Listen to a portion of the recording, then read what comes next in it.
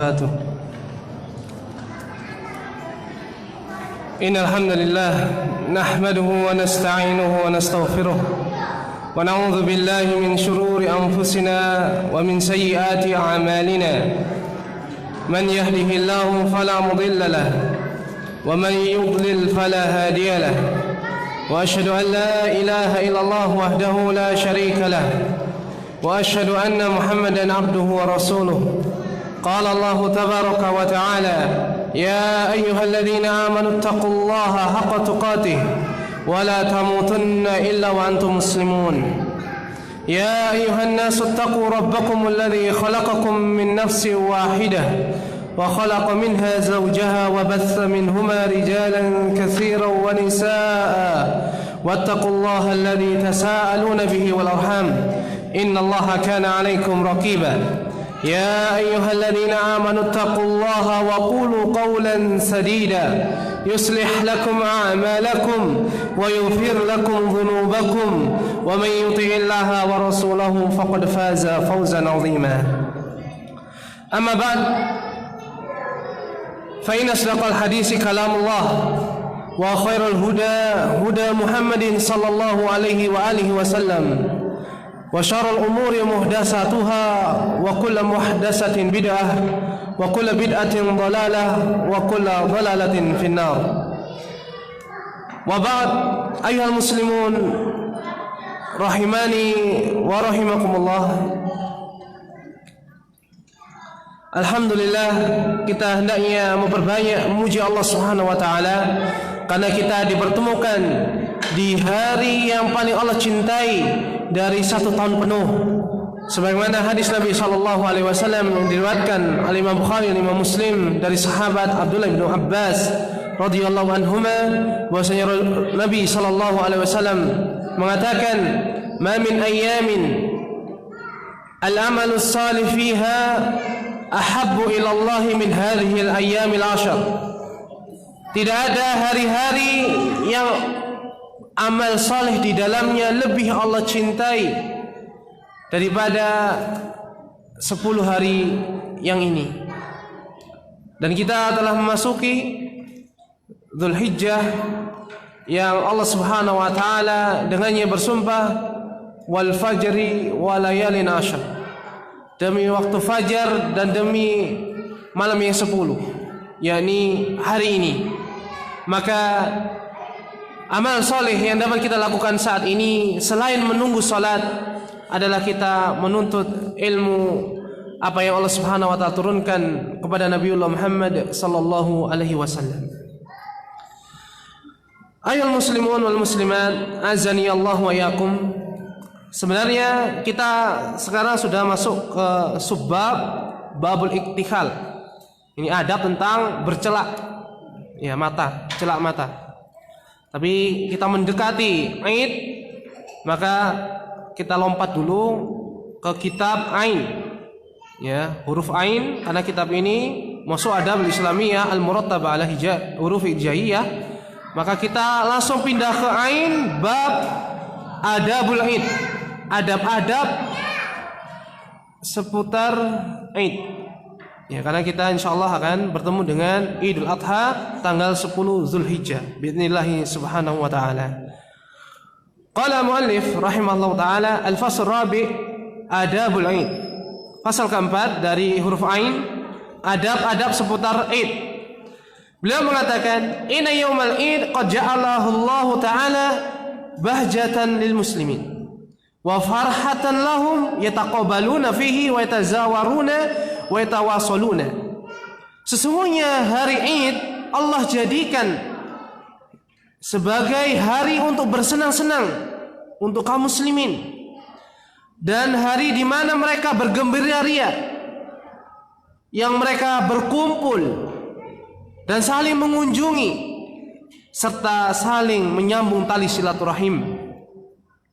Dan alhamdulillah di Indonesia Id ya, masih berlanjut seperti itu, sebagaimana yang dikatakan oleh penulis rahimahullah, walil muslimina fis sanati idan, dan kaum muslimin itu hanya memiliki 2 Id di dalam 1 tahun. Idul Fitr, yakni Idul Fitri Wa yakunu ba'dal farahi min siyami Ramadan, yakni setelah kita berpuasa 1 bulan penuh di bulan Ramadan, yakni 1 Syawal. Wa Idul Adha wa yakunu ba'dal wuqufi bi Arafah. Dan yang kedua adalah Idul Adha, dan Idul Adha setelah wukufnya orang-orang yang haji di Arafah, kota Makkah. Wa qad usirat anin Nabi sallallahu alaihi wasallam adabun tata'allaqu bil Id. Dan di sana Rasulullah sallallahu alaihi wasallam telah memberikan contoh untuk wa waradat anhu sunanun fi dzalika. Ushiru ila ma amkana minha bi aunillahi ta'ala mustamidan minhu at-taufiq. Kata Syekh rahimahullah, dan sampai pula ya datang kepada kita sunnah-sunnah Nabi sallallahu alaihi wasallam apa yang beliau perbuat ketika Id, ketika menyambut Id dan mengisi hari Id. Dan kata Syekh, dan aku akan jelaskan, tunjukkan apa yang dimudahkan oleh Allah Subhanahu wa taala bagi beliau dengan memohon pertolongan kepadanya Subhanahu wa taala. Dan kita ketahui ayol muslimun, dalam masalah waktu amal ibadah, agar kita bermanfaat apa yang kita telah lakukan, hendaknya kita senantiasa mengingat 6 kaidah dalam beramal. Yakni kita mengingat harus sesuai dengan apa? Tata caranya. Ya, tata caranya. Yang kedua, waktunya. Ketiga, tempatnya. Keempat, kadarnya. Kelima, bilangannya. Kemudian yang keenam, jenisnya. Ya, ini harus kita perhatikan sehingga apapun yang kita lakukan dapat diterima oleh Allah Subhanahu wa taala, dan ini adalah keinginan kita semuanya. Oleh karena itu, dengan kita mempelajari adab-adab yang berkaitan dengan Id, kita harapkan ketika kita melakukan ibadah di bulan atau di hari, di tempat ini, ibadah jenis itu dan sebagainya semisalnya, maka kemungkinan besar kita diterima oleh Allah Subhanahu wa taala. Maka di sini Id ada 2. Apa makna Id? Id itu adalah dari kata ada yaudu, kembali. Kenapa dikatakan Id? Karena setiap tahun kita merayakannya. Maka ada sebuah hadis yang sahih dari Nabi sallallahu alaihi wasallam, ketika beliau datang ke kota Madinah, beliau mendapati ada hari yang kaum Madinah bersukacita, riya, bersenang-senang, ya, tidak berpuasa, mereka makan-makan berkumpul, ya, dengan keluarga kerabatnya. Maka Rasul bertanya, ada apa ini? Maka penduduk Madinah mengatakan, ini adalah Id yang kita biasa dari zaman jahiliyah dulu, kita mewarisinya, kita bersenang-senang di dalamnya, wahai Rasulullah. Maka kemudian Rasulullah SAW mengatakan bahwasanya Allah telah mengganti untuk kalian dengan 2 Id yang lebih baik daripada Id kalian, yakni Idul Fitri dan Idul Adha.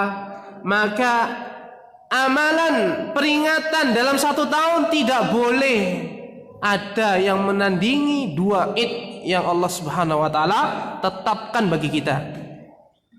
Oleh karena itu tidak benar apabila kita mengatakan boleh di dalam Islam memperingati hari kelahiran. Meskipun namanya bukan Id, tetapi setiap tahun kita peringati. Yang istilah sekarang namanya milad. Milad. Maka Rasulullah SAW seandainya hidup di zaman kita akan membatalkan semua milad yang ada di Indonesia ataupun di seluruh dunia yang dilakukan oleh kaum muslimin. Ada yang namanya khol, ya, memperingati kematian dalam setahun, setiap tahun diperingati.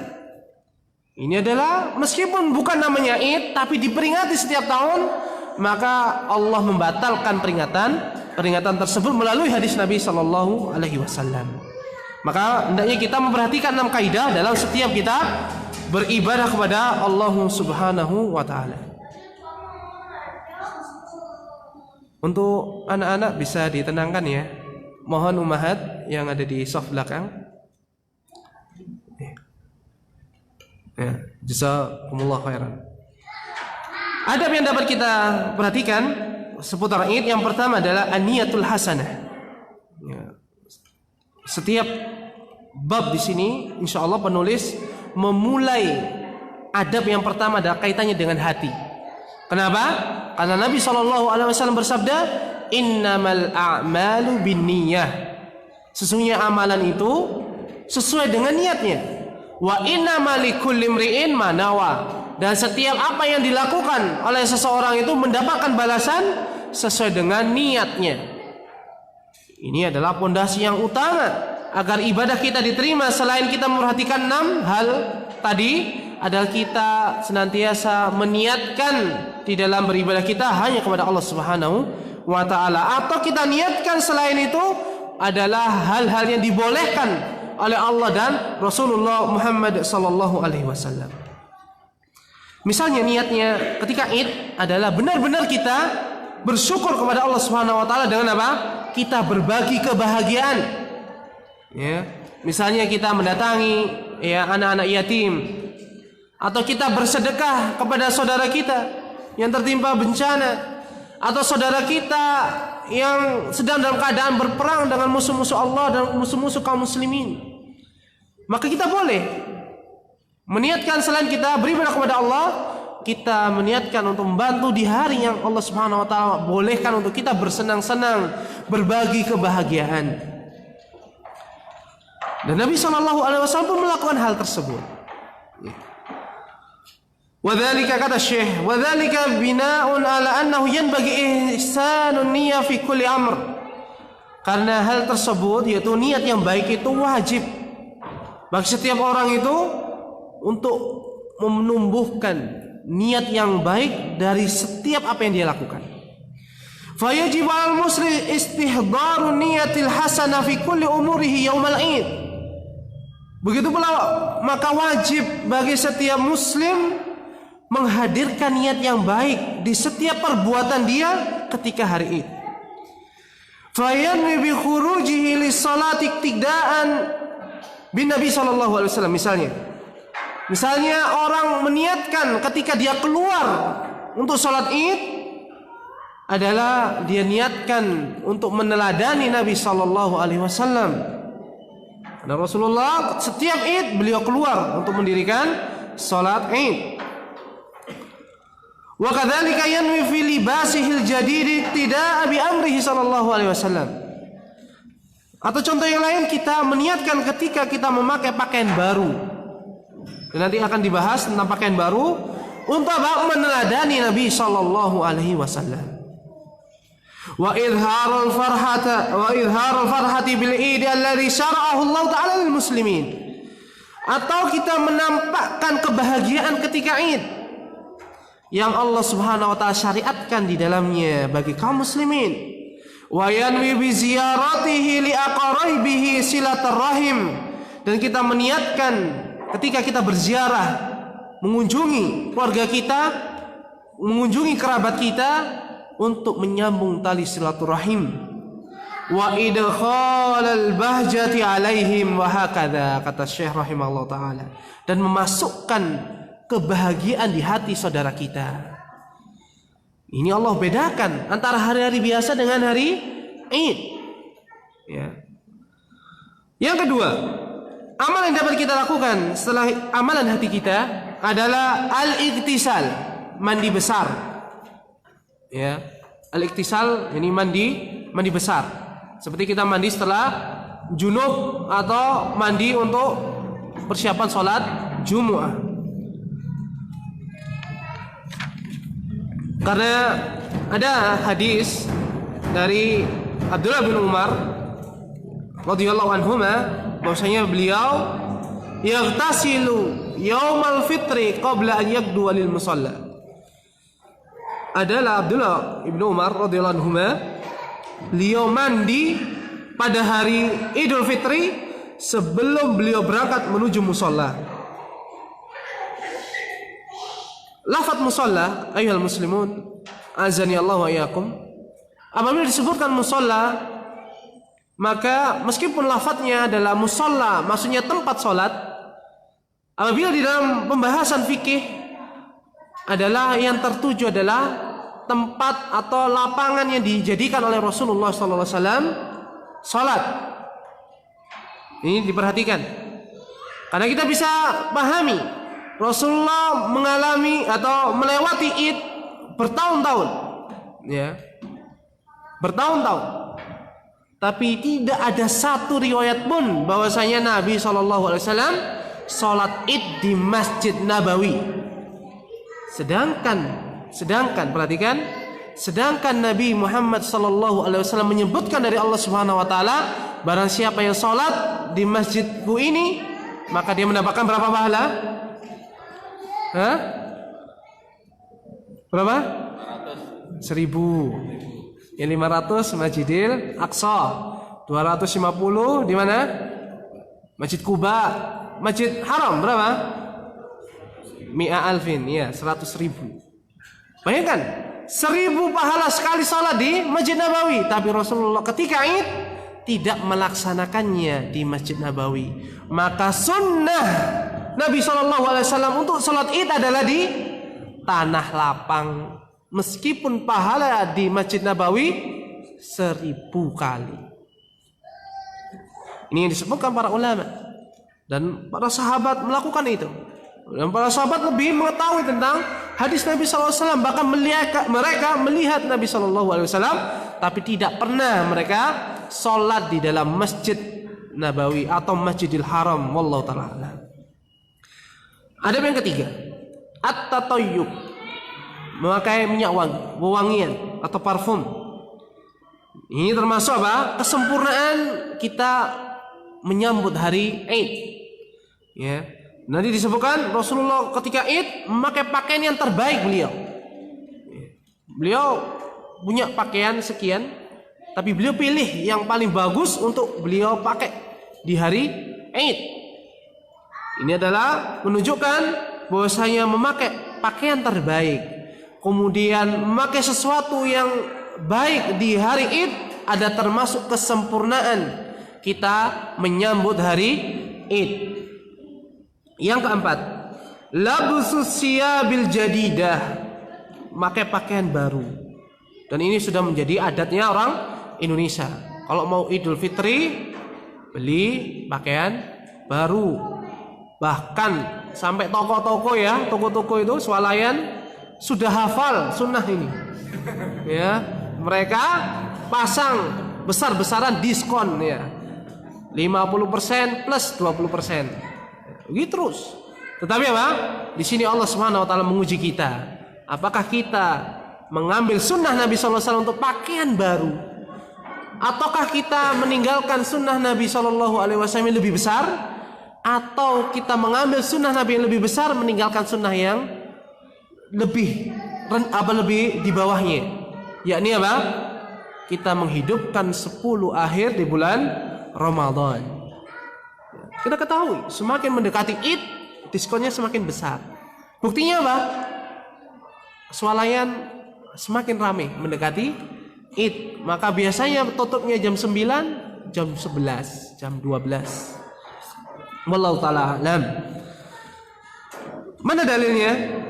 Bahwasanya kita disyariat menggunakan pakaian baru. Di sini ada dibawakan oleh penulis rahimahullah bahwasanya Umar pernah membeli sebuah jubah yang sangat bagus untuk diberikan kepada Nabi SAW agar beliau memakainya ketika Id.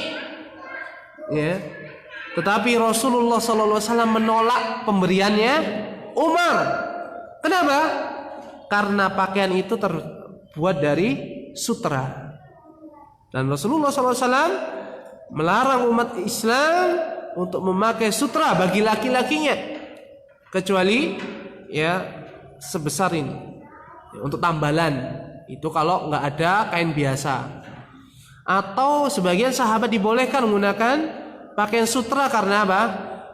Darurah. Semisal Abdurrahman bin Auf, beliau kalau pakai pakaian biasa kita ini gatel ya. Karena Abdurrahman bin Auf orang kaya, biasa pakai pakaian yang bagus. Dan Allah Subhanahu wa taala khususkan ya Abdurrahman bin Auf melalui hadis Nabi SAW boleh pakai pakaian yang terbuat dari sutra. Kenapa? Kita bisa bayangkan, kita kalau gatel aja mengganggu apa tidak? Mengganggu, apalagi ketika sholat.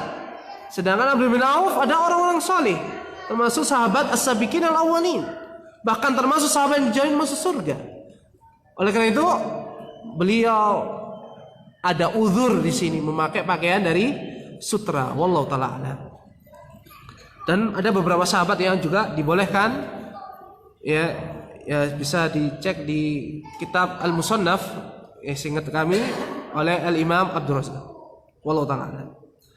Wa kana Ibnu Umar, dan ini ada riwayat dari putranya Abdullah bin Umar, bahwasanya beliau yalbasu ahsana siyabihi fil aidain.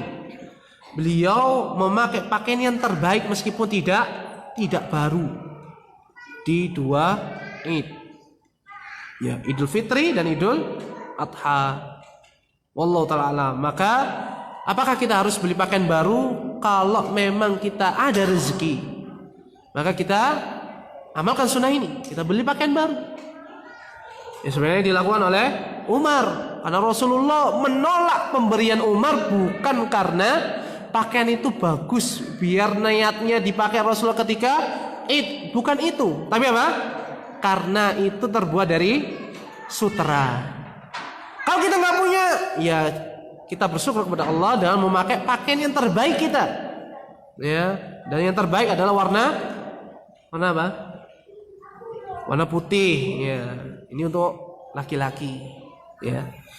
Untuk yang akhwat jangan pakai putih, nerawang, ya. Maka para ulama menyebutkan bahwa wanita dahulu, para sahabiah, ketika turun ayat hijab, jilbab, mereka apa? Menggunakan pakaian yang warnanya gelap-gelap, ya, gelap-gelap. Kenapa? Gelap, tidak tembus pandang. Wallahu ta'ala. Adab yang kelima, ikhraju zakatil fitri qabla al-ghuduwi lis-shalah. Mengeluarkan zakat fitrah sebelum berangkat menuju sholat Id. Maka kita bisa pahami waktu bayar zakat fitri asalnya kapan?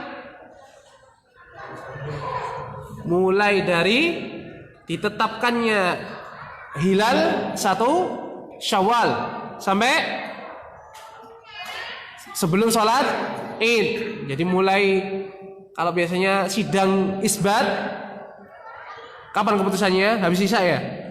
Maka setelah Isya sampai sebelum berangkat, itu waktu utama, paling utama zakat fitr. Sebagaimana hadis Nabi sallallahu alaihi wasallam, fa innahu sallallahu alaihi wasallam amara bi zakatil fitri an tuadda qabla khurujin nasi ila shalah. Hadis ini diriwayatkan oleh Abdullah bin Umar radhiyallahu anhu. Kata beliau, Abdullah bin Umar, bahwasanya Rasulullah sallallahu alaihi wasallam memerintahkan kaum muslimin, yakni para sahabat radhiyallahu ta'ala anhum, untuk berzakat fitr, mengeluarkannya sebelum mereka keluar menuju salat Id. Ini kata kata Abdullah ibnu Umar. Kemudian penulis rahimahullah mengatakan, wa qad ajaza ba'dul ulama'i ikhrajaha qabla al-Id bi yawmin aw yawmaini lil maslahah wa hatta la yata'akhkhar al-insanu fi ikhrajiha. Sebagian ulama membolehkan mengeluarkan zakat Idul Fitr sebelum apa? Hari yang ditetapkan satu hilal itu, tanggal 1 itu. Sehari ataupun 2 hari sebelumnya. Untuk sebuah maslahah. Jadi apa? Hatta la yata'akhkhar al-insan fi ikhrajiha. Sampai manusia itu apa? Tidak lewati waktu kewajiban mengeluarkannya. Contoh, misal kita qadarullah mau safar mubah, tapi kita dapat tiketnya malam takbiran, tapi kita nggak tahu kalau tanggal 1-nya besok. Dapat tiketnya itu, kita naik kereta api. Nggak mungkin kan kita bawa keluarga banyak, koper mudik, kita bawa beras, jaga-jaga Ini tadi tanggal 1 ini, jangan-jangan nanti malam. Maka apa? Kita bisa ya memberikannya sebelum kita berangkat. Ini diperselisihkan para ulama. Ya inilah yang dimaksud para ulama, bahwa perselisihan para ulama itu ada kasih sayang di dalamnya dari Allah Subhanahu wa taala.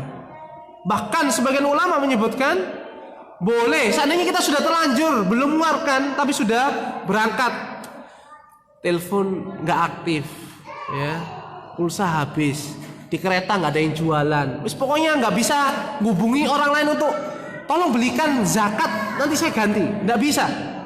Dia cuma ada uang tunai. Sedangkan kita ketahui Rasulullah tidak pernah, para sahabat pun begitu, tabiin juga begitu, tidak pernah mengeluarkan zakat Idul Fitr. Zakat fitr itu berupa uang, berupa dinar atau dirham, tapi berupa makanan pokok, kurma, ya, atau semisalnya gandum atau jagung, atau sekarang kita adalah beras. Maka waktu itu kita dibolehkan mengikuti fatwanya Abu Hanifah rahimahullah taala. Ulama Abu Hanifah, An-Nu'man bin Tsabit radhiyallahu anhu. Bahwasanya beliau menyelisihi kebanyakan para ulama, bahwasanya boleh seseorang itu mengeluarkan zakat fitr berupa uang. Tapi ketika waktu itu, ya, ketika saat kita terjepit daripada kita tidak mengeluarkan kewajiban kita, sedangkan kita akan ditimpa dosa yang sangat besar, maka kita ambil fatwanya Abu Hanifah, semoga Allah meridhai beliau. Paham? Bisa dipahami? Nah, kita lanjutkan. Adab yang keenam, aklu tamaratin qabla al-khuruji minal baiti yaumul fitr. Adab yang keenam adalah kita makan kurma sebelum kita keluar dari rumah menuju musalla. Ini tanah lapang untuk sholat. Wa huwal ma'sur an Nabi sallallahu alaihi wasallam, dan ini adalah ada dalilnya dari Nabi sallallahu alaihi wasallam. Fa innahu alaihi salatu wasallam kana la yaqdu yaumal fitri hatta ya'kula tamaratin.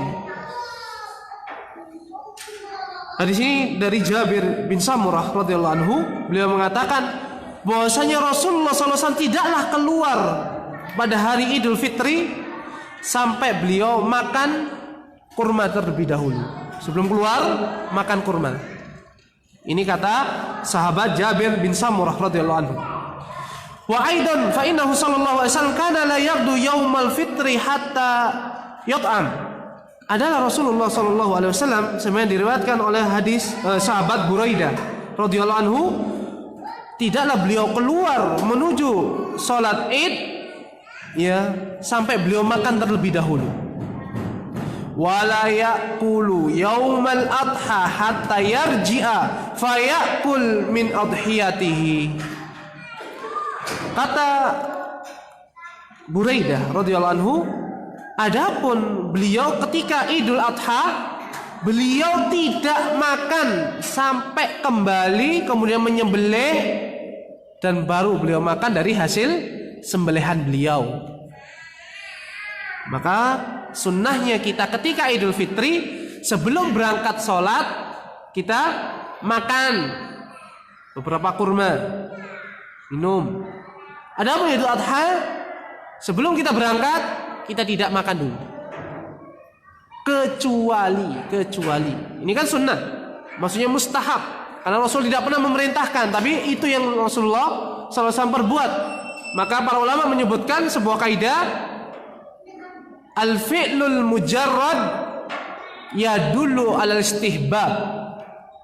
Perbuatan Nabi SAW tidak diucapkan, ya, perbuatannya saja itu menunjukkan apa makna sunnah, disukai, tidak sampai wajib.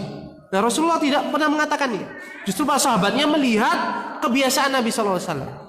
Kok Rasulullah ini kalau sholat Id itu Idul Fitri makan kurma dulu, kok beda lagi kalau sholat Idul Adha?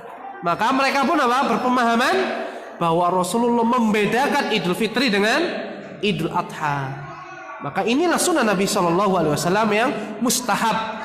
Maka apabila seseorang dia mau nyembelih dan dia diberi tugas nyembelih sekian banyak sapi, Nah kalau dia nggak sarapan, memudaratkan dia, berbahaya.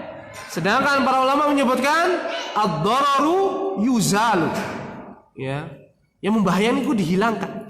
Maka saat itu sunnah dia tidak makan boleh, justru bisa jadi apa?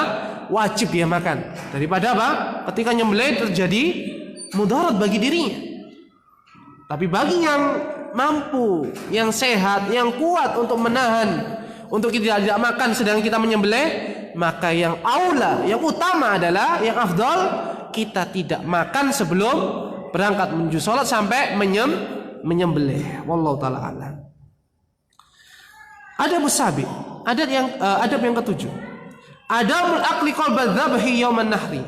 Nah, ini yang ketujuh khusus tentang Idul Adha, yakni tidak makan sebelum menyembelih ketika apa? Hari nahar.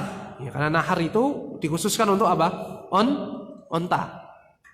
Karena siapa mau bisa nyembelih onta? Jatuhkan onta aja susah. Butuh banyak orang ya. Dan saya belum pernah lihat ada orang Arab jatuhkan onta. Bahkan mereka akan dijatuhkan oleh onta itu. Tapi apa? Mereka menusukkan ya pisau di lehernya onta. Ini namanya nahar. Ya. Kalau nyembelih namanya dzabhun. Ya. Dzabh. Apa? Memutus 4 saluran, 2 saluran darah, kemudian saluran nafas serta saluran pencernaan. Adapun nahar, jadi memutusnya dengan apa? Menusukkan di lehernya, tidak apa? Menggoreskan, ditusuk sampai darahnya apa? Mengucur. Ini onta, karena onta sangat kuat. Ini adab yang ke-7 sebenarnya dalam hadis apa? Buraidah radhiyallahu anhu. Adab yang ke-8, at-tabkir ilal 'id. At-tabkiru ilal 'id.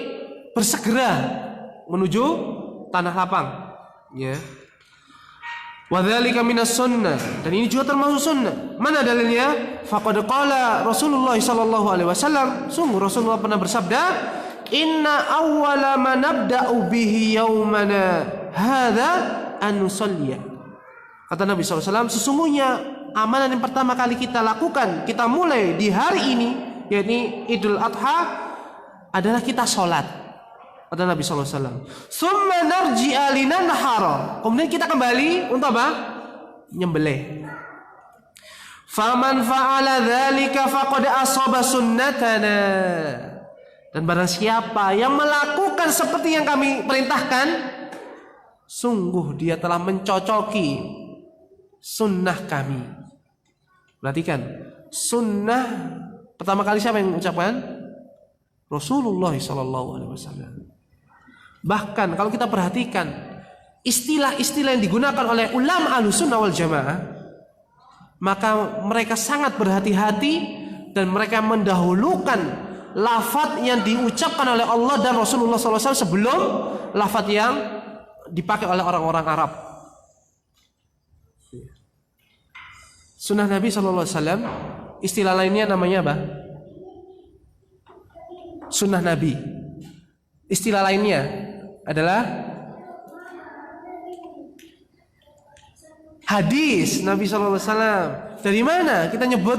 Kok nggak sunnah saja? Kok ada ulama menyebutkan hadis? Dari mana? Ternyata apa? Nabi SAW menjadikan ucapan beliau, perbuatan beliau itu sebagai hadis. Mana dalilnya? Dalilnya adalah sabda Nabi SAW, "Naddarallahu imra'an sami'a minni hadisan." Semoga Allah membahagiakan wajah orang yang mendengar hadisku, kata Nabi SAW. Mendengar dariku hadis. Nabi SAW sendiri yang menyebutkan bahwasanya perbuatan beliau, ucapan beliau adalah hadis. Ini adalah sunnah, benar-benar berpegang teguh dengan ucapannya Allah Subhanahu wa taala dan ucapannya Nabi sallallahu alaihi wasallam. Kita lanjut. Wa man dzabaha qabla dzalika, kata Nabi SAW, barang siapa yang menyembelih sebelum salat, fa inna ma huwa lahmun qaddamahu li ahlihi, maka barang siapa yang menyembelih hewan kurbannya itu sebelum salat, maka sesungguhnya itu hanya daging biasa yang diberikan kepada keluarganya. Tidak ada apa? Laisa minan nusuki fi syai'. Daging itu tidak bernilai idul kurban, pahalanya tidak jadi. Bahkan di hadis yang lain Rasulullah memerintahkan yang barang siapa yang menyembelih sebelum sholat, maka setelah sholat dia wajib menyembelih kembali. Bukan yang sudah mati disembelih kemudian disembelih lagi ya, tapi beli lagi, atau yang punya kambingnya disembelih lagi. Ini maknanya. Wallahu ta'ala a'lam.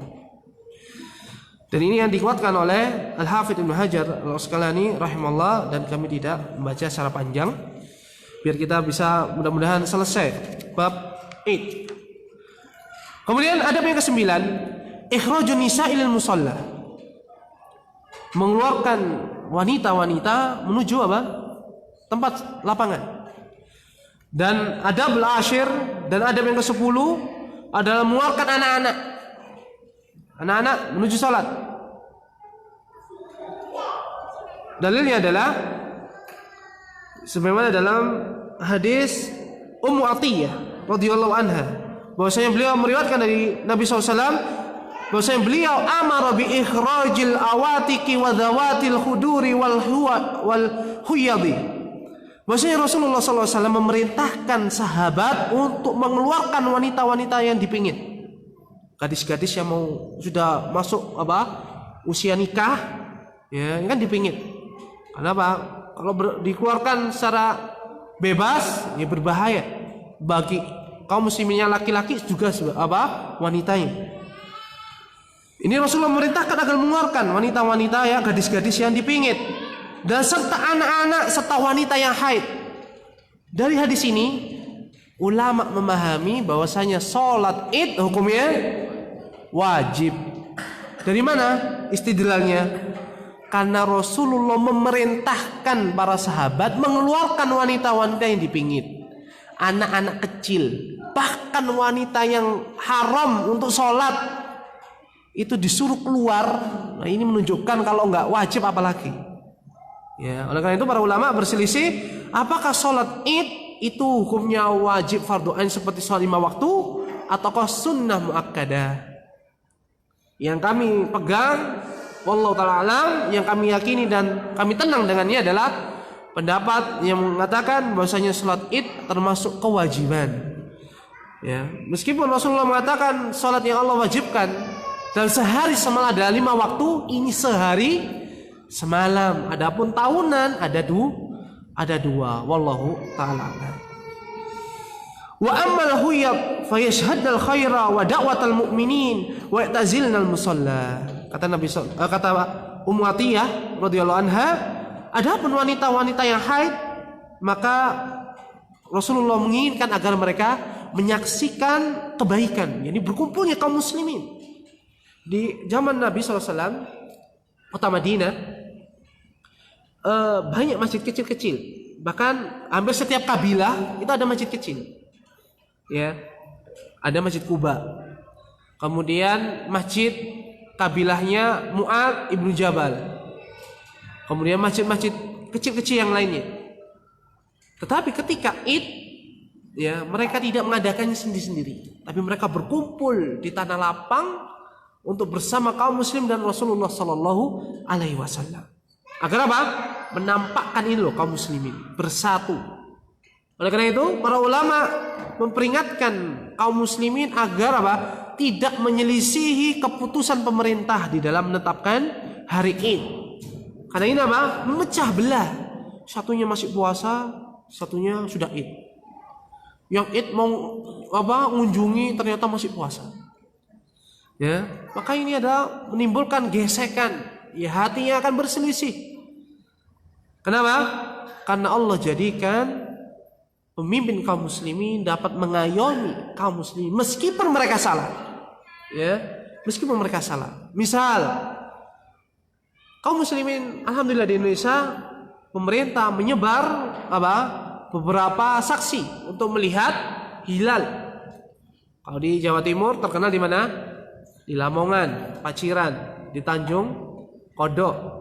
Nah, lihat di sana ada alatnya. Mereka melihat hilal. Di wilayah lain, di Sumatera, di Bali, di Kalimantan, di Sulawesi, di Maluku, di Nusa Tenggara, kemudian di Irian.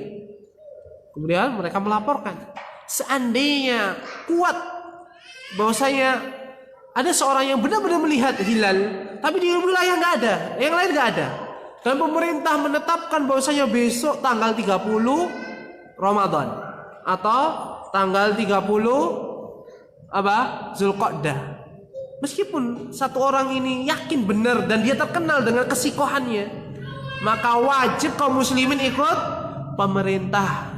Ini adalah nasihatnya para ulama. Ya, meskipun yang benar adalah orang ini. Dan seandainya itu benar-benar salah pemerintah dalam masalah itu, maka dosanya itu buat mereka, bukan buat kita. Kita ini hanya diwajibkan untuk taat kepada waliul amri. Ini dia harus kita pegang teguh, karena mentaati pemerintah di zaman sekarang ini adalah akidah Ahlus Sunnah yang mulai ditinggalkan oleh kaum muslimin. Nah, kemudian hadis Abdullah bin Abbas radhiyallahu anhuma, kharajtu ma'an Nabi sallallahu alaihi wasallam yaumal fitrin aw adha. Aku pernah keluar bersama Nabi sallallahu alaihi wasallam hari Idul Fitri atau Yaumul Adha. Beliau di sini lupa, tapi bukan berarti hadisnya ditolak. Karena para sahabat semuanya adalah udul, semuanya terpercaya. Fasalla summa khataba. Kemudian beliau salat, kemudian berkhutbah. Maka dari sini kita bisa ambil faidah, sunnah Nabi SAW adalah salat dulu sebelum khutbah. Ya. Fasalla summa khataba. Maka menyelisih sunnah nanti dijelaskan di sini. Ada sebuah riwayat Abu Sa'id Al-Khudri di zaman Marwan, beliau keluar sholat Id, belum sholat langsung khutbah. Ya, ketika khutbah langsung diperingatkan oleh Abu Sa'id Al-Khudri, engkau telah menyelisih sunnah Nabi SAW dan para sahabat. Sesungguhnya kemudian Abu Sa'id membawakan riwayat, aku pernah Id bersama Nabi, Abu Bakar, Umar, Utsman. Mereka mendahulukan sholat sebelum khutbah. Maka nanti ada alasannya dari Marwan rahimahullah. Kata beliau terus, summa atan nisaa fa wa'adhahunna wa dzakkarahunna wa amarahunna bis shadaqah. Kata Abdullah bin Abbas, kemudian beliau setelah khutbah mendatangi para wanita. Kemudian beliau memberikan nasihat, mengingatkan mereka serta memerintahkan mereka untuk bersedekah. Fihi dalilun ala khurujis sighari ila musalla'id. Ini menunjukkan apa? Dalilnya anak kecil pun harus diajak keluar ketika Id, ya. Tapi tetap diperhatikan, ya, kita gandeng mereka, kita sholatkan di sebelah kita. Kalau dia masih belum, ya, masih kecil, ya kita gendong atau ditaruh di depan. Tandanya kita benar-benar jangan kita sholat kemudian membiarkan anak-anak berkeliaran. Ya. Apalagi di sini, ya, jalan raya masih ramai, maka kita perhatikan. Sudah sholat belum? Adzan. Ya kita adzan dulu, kemudian kita lanjutkan.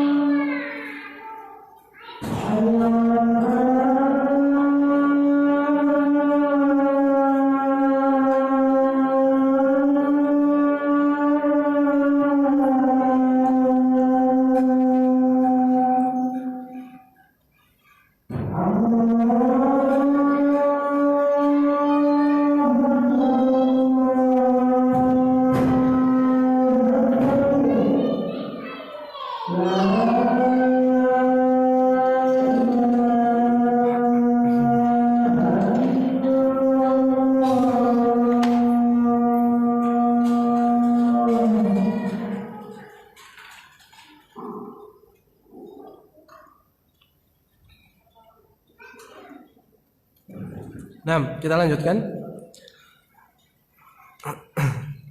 Kemudian Nabi SAW sebenarnya dalam hadis Abdullah bin Abbas yang lain diriwayatkan oleh Ibnu Abi Syaibah rahimahullah, disahihkan oleh Syekh Al-Albani rahimahullah, kana ya'muru banatahu wa nisa'ahu ay yakhrujna fil idain. Kata Abdullah bin Abbas bahwasanya Rasulullah SAW memerintahkan putri-putri beliau, Fatimah, Zainab, Ummu Kulsum, Ruqayyah, selagi mereka masih hidup, wa nisa'ahu, dan istri-istri beliau, an yakhrujna fil idain, agar keluar menuju salat Id di hari Idul Fitri dan Idul Adha. Adab yang ke-11, al-khuruju lis-sholati masyan, keluar untuk salat dengan berjalan kaki. Fa in hadza minas sunnah, dan ini termasuk sunnah Nabi sallallahu alaihi wasallam. Kau bisa jalan aja sunnah. Ya. Siapa yang tahu? Jalan saja loh sunnah. Siapa yang tahu? Karena apa? Beliau mampu nggak naik ontanya, naik keledainya? Beliau kan punya kendaraan. Tapi selama Id, para sahabat tidak pernah melihat Rasulullah pakai kendaraannya. Maka dari sini mereka memahami termasuk sunnah ketika Id beliau tidak mengendarai kendaraannya, tapi milih berjalan kaki. Sedangkan itu kemungkinan bisa dilakukan, bisa. Beliau punya. Tapi beliau meninggalkannya, maka meninggalkan kendaraan untuk berjalan kaki termasuk sunnah Nabi Sallallahu Alaihi Wasallam. Sebagaimana dalam hadis yang diriwayatkan oleh sahabat Abu Rafi radhiyallahu anhu, kana yakhruju ilal idaini masyan. Adalah Rasulullah Sallallahu Alaihi Wasallam keluar menuju salat Id ya dengan berjalan kaki. Wa yusalli bi ghairi adzanin wala iqamatin. Perhatikan, dan beliau salat tanpa ada iqamah dan tidak ada adzan. Bahkan tidak ada riwayat menyebutkan Rasulullah merintahkan agar mengucapkan as-salatu jami'ah. Berbeda dengan salat gerhana. Ya. Maka meninggalkan azan dan iqamah yang fadilahnya besar ketika Id termasuk sunnah. Oleh karena itu para ulama membagi sunnah ada dua, sunnatun fi'liyatun wa sunnatun tarkiyatun. Ada sunnah fi'liyah yang dikerjakan, ada sunnah yang ditinggalkan. Maksudnya apa? Rasulullah meninggalkan perbuatan ini sedangkan fadilahnya besar, maka itu termasuk sunnah. Contohnya ini, Rasulullah mensyariatkan melalui Allah Subhanahu wa taala tentunya azan iqamah sebelum salat. Fadilahnya sangat besar. Tapi ketika Id Rasulullah tidak melakukannya. Bahkan para sahabat juga tidak melakukannya.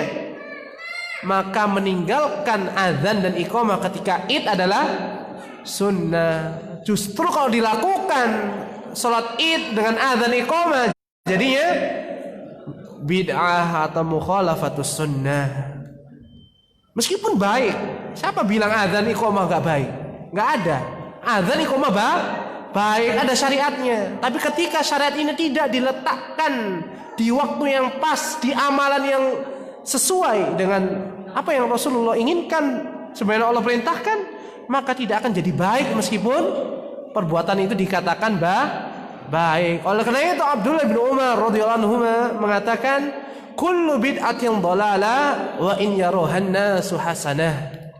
Setiap kebid'ahan yang diadakan setelah agama ini sempurna, itu tetap sesat meskipun manusia menganggapnya baik. Ini adalah persaksian Abdullah bin Umar. Kemudian beliau kembali berjalan kaki, tapi Fitorikin akhor. Beliau menyelisih jalannya yang pertama tadi. Misalnya mau menuju sholat ini, rumahnya di Palazzo, lewatnya lewat sini, jalan ini. Pulangnya mungkin dia berputar. Nah ini, ya Rasulullah rumahnya istrinya mengelilingi Masjid Nabawi. Mungkin Rasulullah pas jatahnya Aisyah di sini, dekat pintu Jibril. Di sini raudhah beliau. Maka beliau lewat di sini menuju sholat. Kalau pulang nggak balik lagi, tapi apa? Muter, mengelilingi masjidnya. Ini adalah sunnah Nabi SAW. Sahabat itu bayangkan, sampai mereka itu tahu kalau Rasulullah itu apa? Kok Rasulullah ini kalau pulang jalannya beda, nggak pernah balik lagi, kan lebih dekat. Berarti ini apa? Sunnah Sallallahu Alaihi Wasallam. Maka kita yang katanya ahlu sunnah, hendaknya kita apa? Semangat untuk menghidupkan sunnah ini. Siapa lagi kalau bukan kita? Ya, orang kafir tidak akan mengamalkan sunnah ini karena mereka nggak sholat ini. Adab yang ke-12, at-tahlilu wa takbiru bi sautin murtafi'in hatta al-musalla. Disunahkan bertahlil. Ya, tahlilnya mutlak. Ya, mutlak itu enggak terikat. Kaidahnya ibadah itu kalau sudah mutlak, biarkan mutlak, jangan dikhususkan. Ya, jadi bid'ah nanti. La ilaha illallah kalimatnya sangat tinggi, iman cabang yang paling tinggi. Kita disunahkan mengucapkan itu, ya, untuk berzikir kepada Allah Subhanahu wa taala. Gimana kalau zikirnya la ilaha illallah terus, ya, kepalanya geleng-geleng, bahkan joget, ya. Apakah ini diinginkan oleh Allah Subhanahu wa taala? Bukan. Ini adalah menyelisih Nabi sallallahu alaihi wasallam. Lihatlah para sahabat, manusia yang terbaik setelah para nabi. Apa mereka berzikir dengan la ilaha illallah dengan geleng-geleng atau joget? Tidak ada. Kalau seandainya ada riwayatnya. Sampai sekarang tidak ada. Menunjukkan apa? Mereka memahami kaitannya dengan kalimat tauhid, tahlil, takbir. Tidak seperti yang kita lakukan sekarang oleh sebagian saudara kita. Semoga Allah memberikan hidayah kepada mereka. Takbir juga begitu. Tidak dengan apa? Berjamaah naik mobil, ya, keliling kampung. Tidak seperti itu. Mereka ya takbiran, tapi apa? Tidak seperti yang kita lakukan sekarang. Mereka takbirnya dia takbir sendiri. Adapun orang mengikuti, tidak ada niatan untuk apa? Menjadi pemimpin dalam masalah takbiran. Ya, jangan sampai kita melakukan apa yang dilakukan sebagai saudara kita. Bahkan ada lomba takbiran. Gimana? Subhanallah. Ini adalah menyelisih Nabi sallallahu alaihi wasallam, para sahabatnya radhiyallahu taala.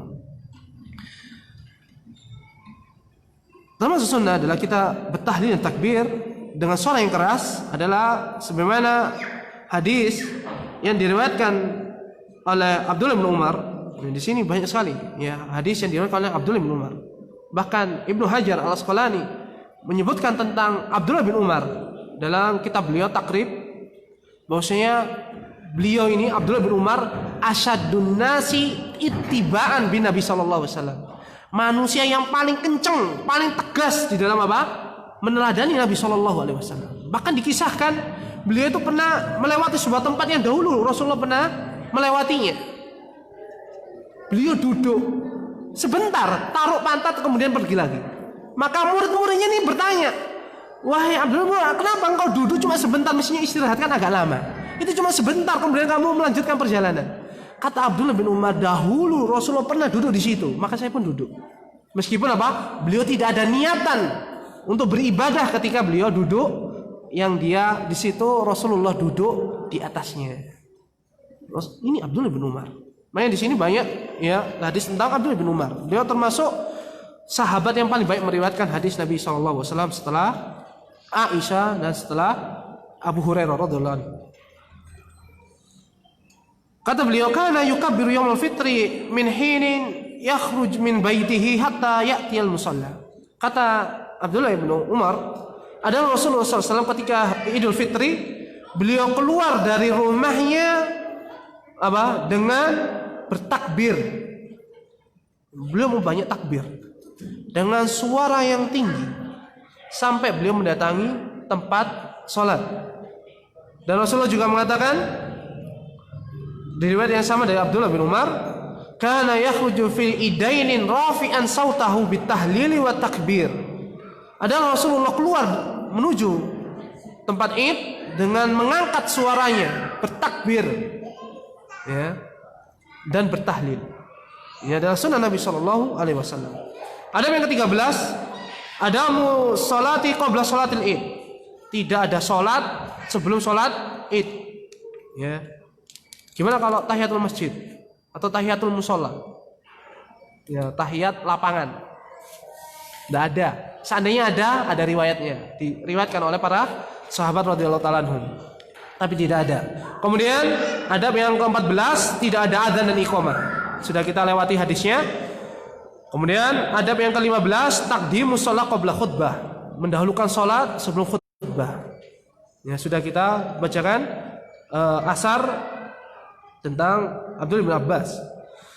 Kemudian istiqbalul imam an-nas indal khutbah. Ini untuk imam hendaknya apa? Menghadap kaum muslimin ketika berkhutbah, tidak membelakanginya.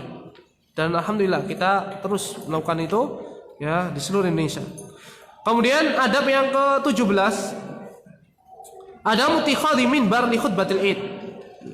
Ya, ini apa? Tidak memasang minbar ketika salat id. Kok sampai sunnah sih? Kita pertanyakan, Allah mimbar aja loh. Ya. Masalahnya bukan masalah mimbar atau tidak. Mungkin nggak Rasulullah ketika id ngangkat mimbar atau merintahkan sahabatnya ngangkat mimbar untuk beliau berdiri di atas mimbar itu? Mungkin? Mungkin apa enggak? Mungkin ya, mungkin. Tapi Rasul tidak melakukannya.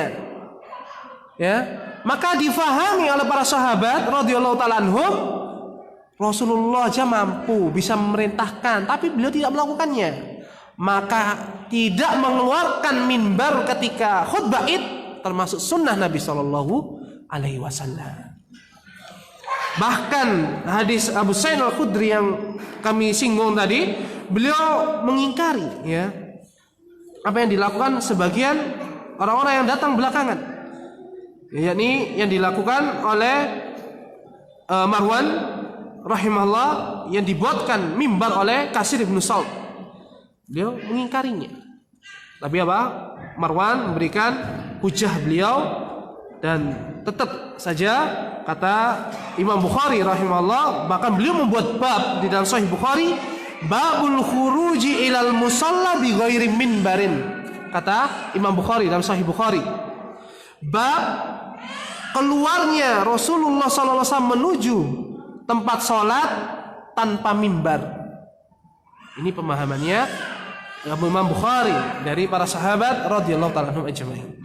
Ada yang 18, takhsisul imamin nisa bil mau'idhah, mengkhususkan ada waktu khusus ketika khutbah untuk apa? Khusus memberikan wejangan ya, nasihat untuk para wanita. Sebenarnya hadisnya yang telah berlalu. Adab yang ke-19, adamu dzabhil udhiyah illa ba'da sholatil id. Dan kita sudah melewatinya. Tidak boleh ya menyembelih hewan kurban kecuali setelah sholat. Ya setelah sholat. Adab yang ke-20, ayyakuna dzabhul adhahi fi makanin musalla. Ini disunah, ini dibolehkan. Ya. Adanya apa? Menyembelih hewan kurban di tempat sholat tadi. Ya, di tempat sholat. Tapi seandainya tempatnya nggak muat, ya, maka boleh, ya, nyembelihnya di tempat yang lain. Sebagaimana dalam hadis Abdullah bin Umar lagi dari Imam Bukhari. Abdullah bin Umar mengatakan, kana yanharu aw yadhbahu bil musalla. Adalah Nabi SAW, ya, beliau nahar atau menyembelih di tempat sholat beliau. Ini sholat id. Kemudian beliau menulis rahimahullah, Syekh Abdul Aziz As-Sayyid An-Nada rahimahullah mengatakan, walau dzabahal udhiyata fi makanin akhar jaza. Seandainya menyembelih ya di tempat selain tempat id salat, maka boleh. Wala yalzam an yadbahal alafi minan nasi fi makanin musalla li'annahu qad yudayyiqu bihim. Ini apabila apa? Menyempitkan. Tapi di tempat yang lain tidak mengapa, ya, wallahu taala alam.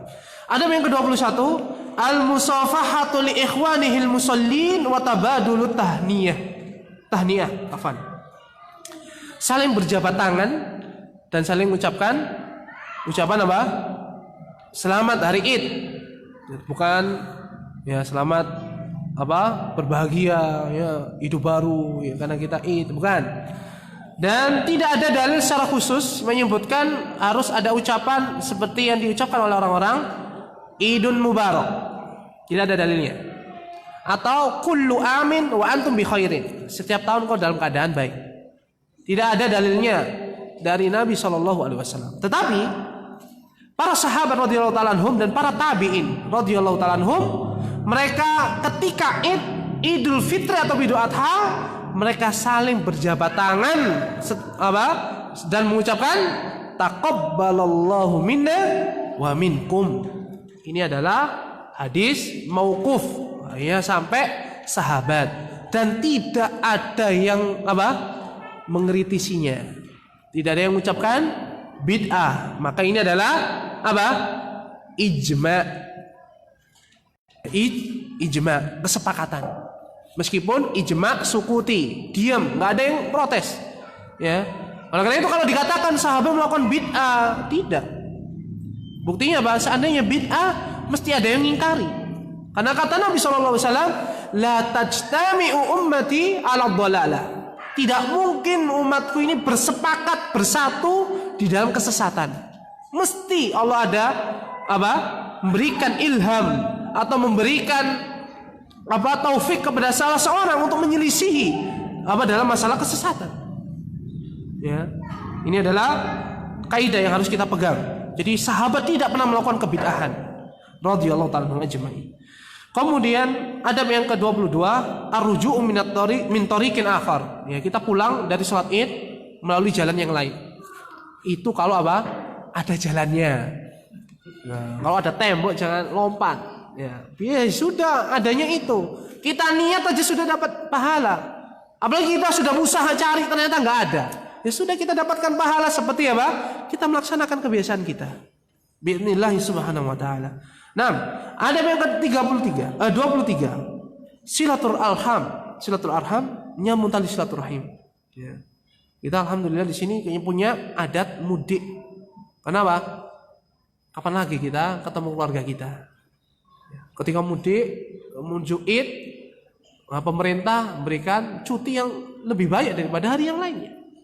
Ini adalah kebaikan yang wajib kita syukuri ya. Kadang-kadang mungkin kita kurang bersyukur. Iya, kita dapat THR, liburnya tambah. Tapi kan tiketnya juga mahal. Ya itu rezeki sudah. Ya. Antum yakin kalau tiketnya murah kemudian nggak ada, terus ada kesempatan antum bisa beli tiket? Belum tentu. Ya. Ini adalah kebaikan pemerintah kita yang wajib kita syukuri. Ya. Kemudian ada yang ke-24, al-ijtihadu fi ta'atillahi wa tarkil ma'asi. Yang ini kita isi Id itu dengan bersungguh-sungguh di dalam mentaati Allah Subhanahu wa taala dan meninggalkan maksiat. Kenapa? Karena apa yang kita lakukan ketika Id? Kebanyakan nonton TV ya. Kalau Id coba filmnya bagus-bagus. Bahkan film-film box office katanya. Anda nggak paham apa box office ya. Box kota, office kantor ya. Wallahu ta'ala alam. Dan yang terakhir adalah bab yang ke-25, ijtihadu fi ta'atillahi wa tarkil ma'asi. Ya, di dalam kita mengisi Id ini mengajak keluarga kita.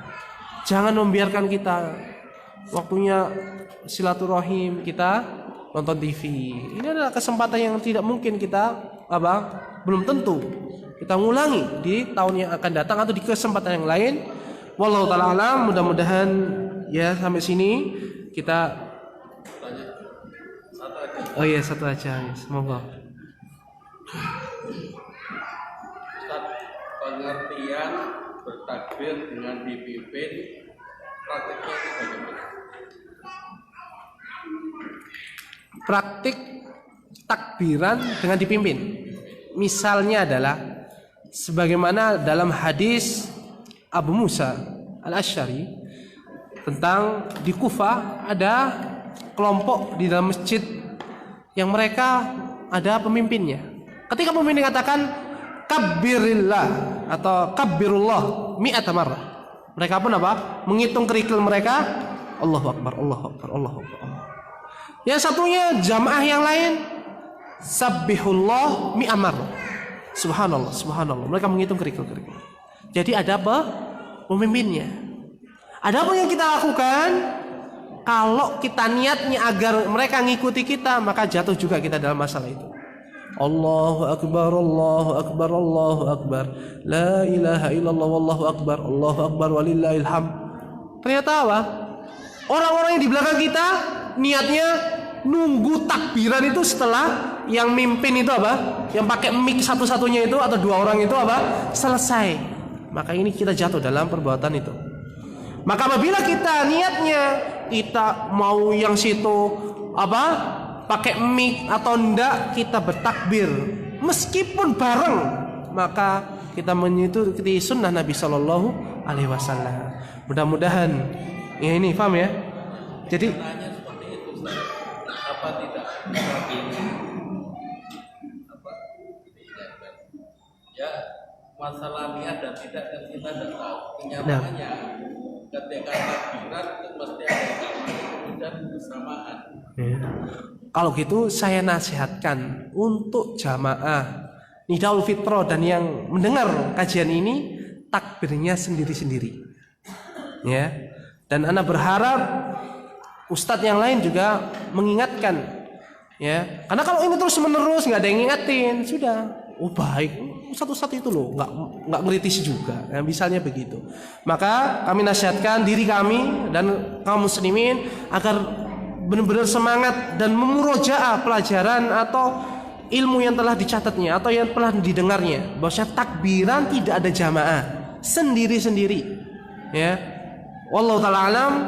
Jadi kalau nanti idnya Nidaul Fitrah diikuti kemudian apa? Orang-orang lain nunggu, diingatkan, Pak, silakan takbiran sendiri-sendiri. Lumayan. Ini masuk tanggal 10, masih hari yang dicintai, berdakwah nasihat, amal soleh yang dicintai oleh Allah Subhanahu wa taala.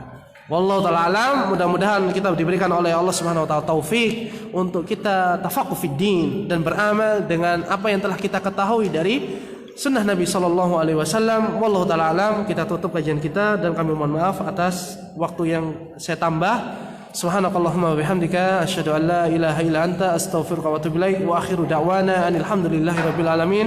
Wassalamualaikum warahmatullahi wabarakatuh.